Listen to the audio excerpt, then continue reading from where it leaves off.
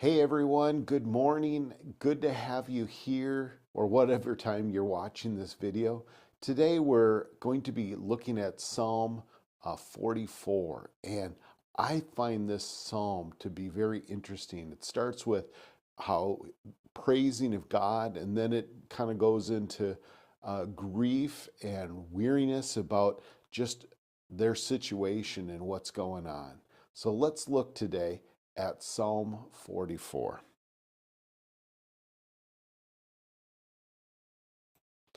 You have heard it with our ears, O God. Our ancestors have told us what we did in their days, in days long ago. With your hand, you drove out the nations and you planted our ancestors. You crushed the peoples and made our ancestors flourish. It was not their sword that they won the land, nor did their arm bring them victory.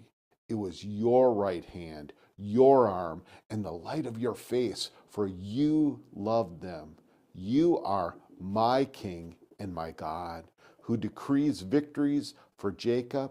Through you we push back our enemies.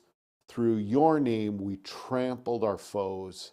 I put no trust in my bow. My sword does not bring me victory, but you gave us victory over our enemies. You put our adversaries to shame.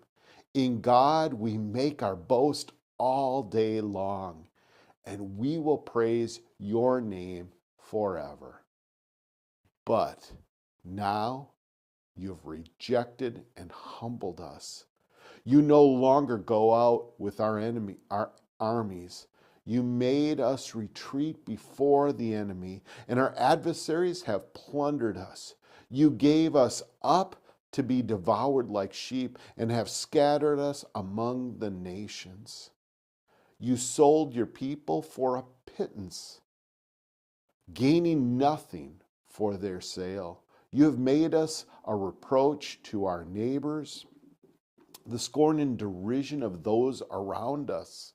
You have made us a byword among the nations. The people shake their head at us.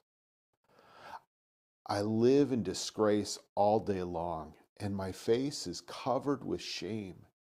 At the taunts of those who reproach and revile me, because the enemy who is bent on revenge, all this came upon us, though we had not forgotten you. We had not been false to your covenant. Our hearts have not turned back. Our feet have not strayed from your path. But you crushed us and made us a taunt for jackals, a haunt for jackals. You covered us over with deep darkness. If we had forgotten the name of our God or spread out our hands to a foreign God, would not God have discovered it? Since he knows the secrets of our heart, yet for your sake we face death all day long. We are considered as sheep to the slaughter. Awake, Lord, why do you sleep? Rouse yourself. Do not reject us forever. Why did you hide your face and forget our misery and oppression? We are brought down to the dust. Our bodies cling to the ground. Rise up, help us, rescue us because of your unfailing love.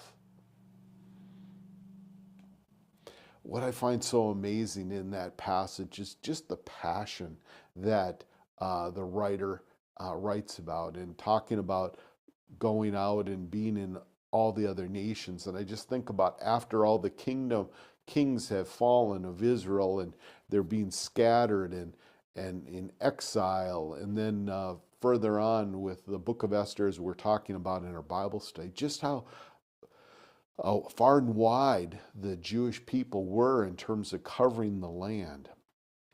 And yet God used those individuals for his glory's sake. And as much as the people of that day and age were desiring to come back and to become a nation, we see it now as a nation that's struggling and having difficulty. Yes, it's a nation, and yes, it's overpowering a group of people that doesn't have much, but yet at the same time, you sometimes wonder, wow, what's going to happen? And today I want you to hear that God hears us, and that sometimes we feel like God isn't responding, but we need to remember, because of your unfailing love.